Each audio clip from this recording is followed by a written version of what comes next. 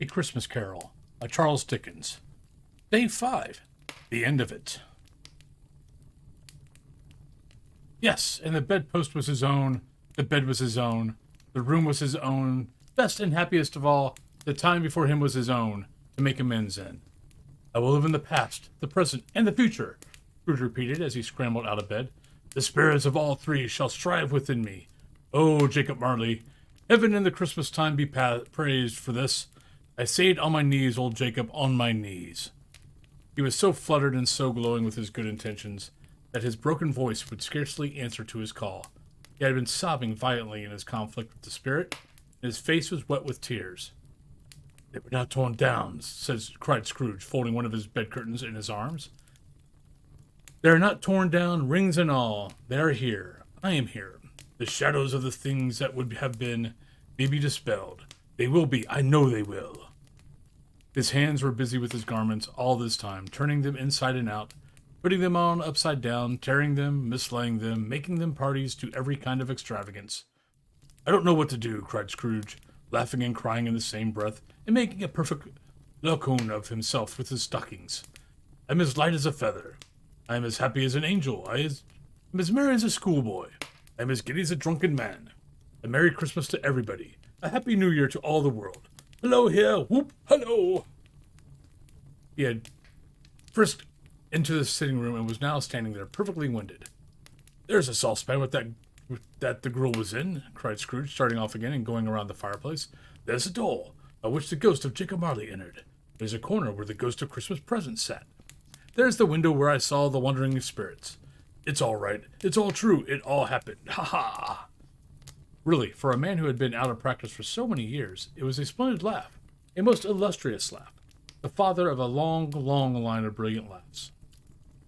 I don't know what day of the month it is, said Scrooge. I don't know how long I've been among the spirits. I don't know anything. I'm quite a baby.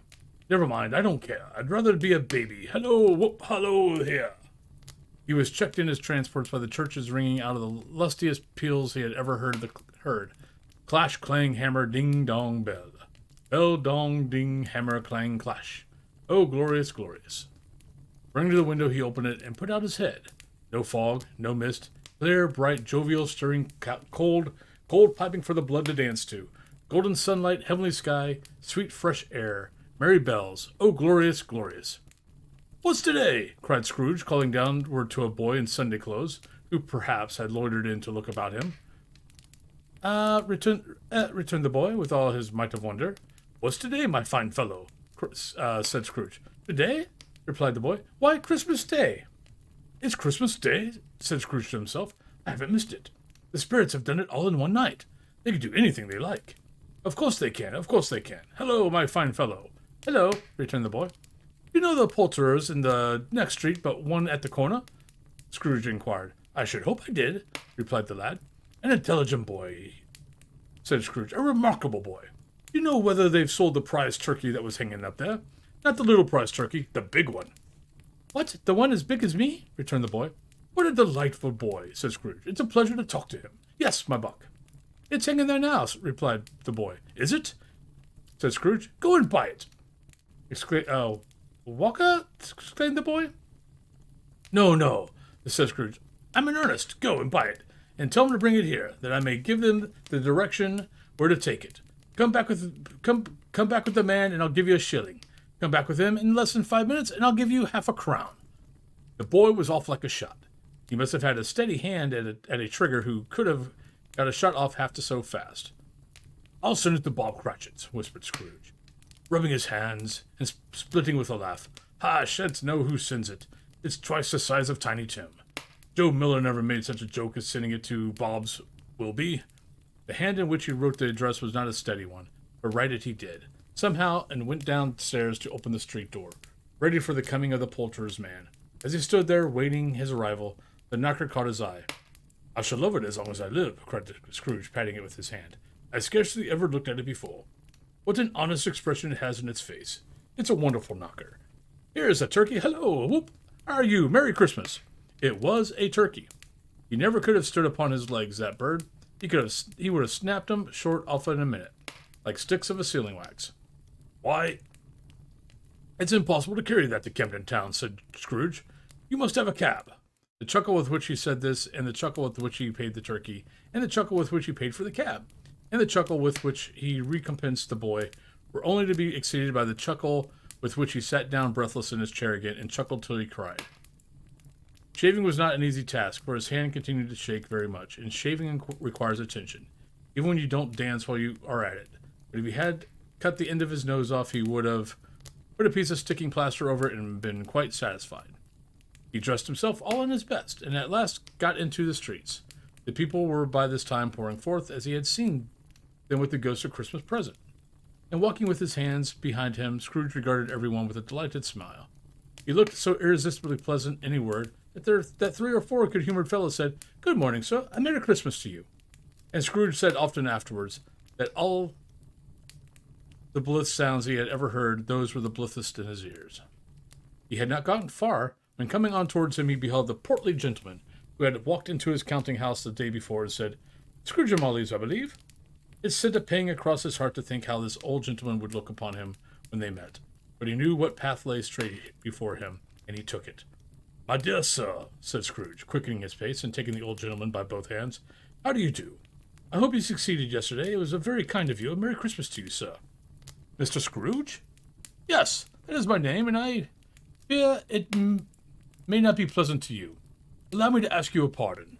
And will you have the goodness—" Here, Scrooge whispered in his ear. "Lord bless me!" cried the gentleman, as if his breath was taken away.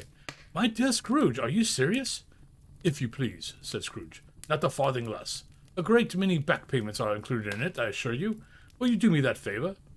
"My dear sir," said the other, shaking hands with him, "I don't know what to say.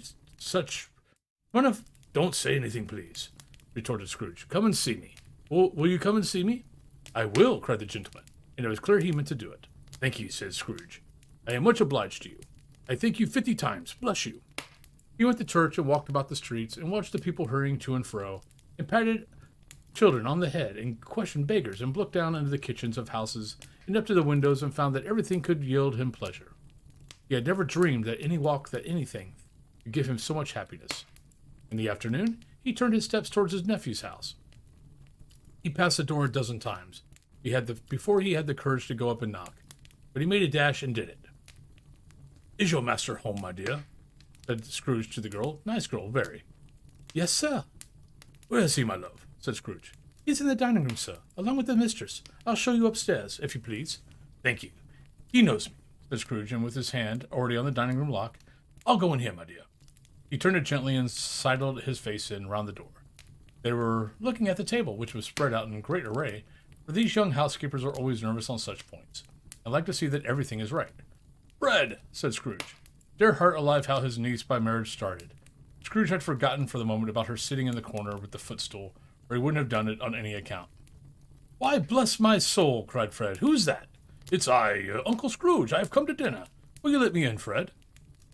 "Let him in? It's a mercy he didn't shake his arm off. He was at home in 5 minutes. Nothing could be heartier. His niece looked just the same. So did Topper when he came.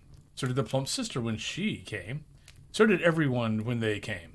Wonderful party, wonderful games, wonderful unanimity, wonderful happiness. But he was early at the office next morning. Oh, he was early there. If he could only be there first and catch Bob Cratchit coming late. That was the thing he had set his heart upon. And he did it. Yes, he did it. The clock struck 9. No Bob. 1:15. No Bob. He was full 18 minutes and a half behind his time.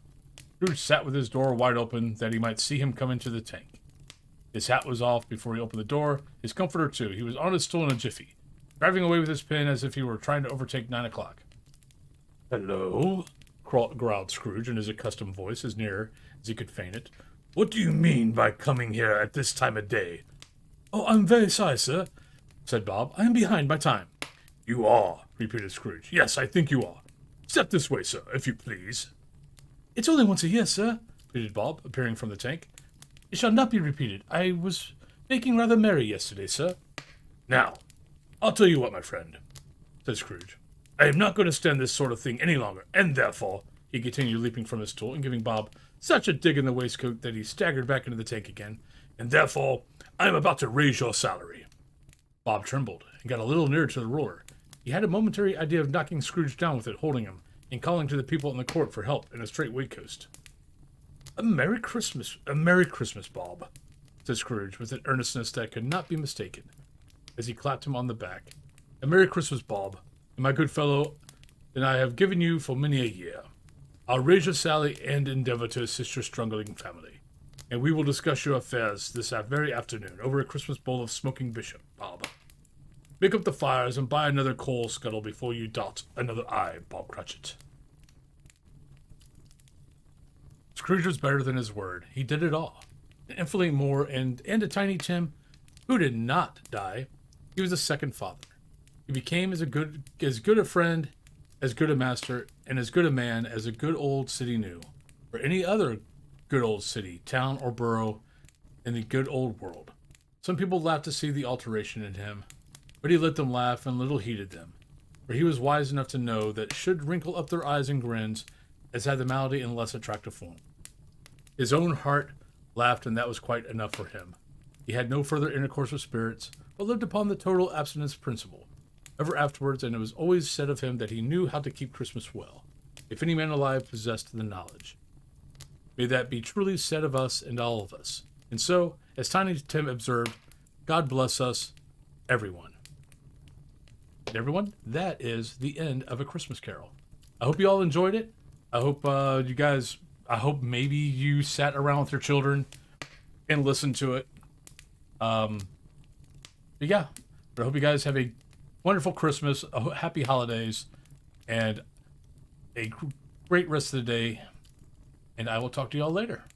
But once again, if you guys liked the video, please give the video a like. If you guys are not subbed to the channel, please sub to the channel. There's going to be more. This is going to be a more common thing. Now, granted, it's not going to be like Christmas Carol. It's going to be more ghost stories, like from Edgar Allan Poe, other authors, things like that. But I do consider this a ghost story. There are ghosts. Just not really scary ghosts. But, yeah, but I hope you guys have a great rest of your day. And I'll talk to y'all later. Bye-bye.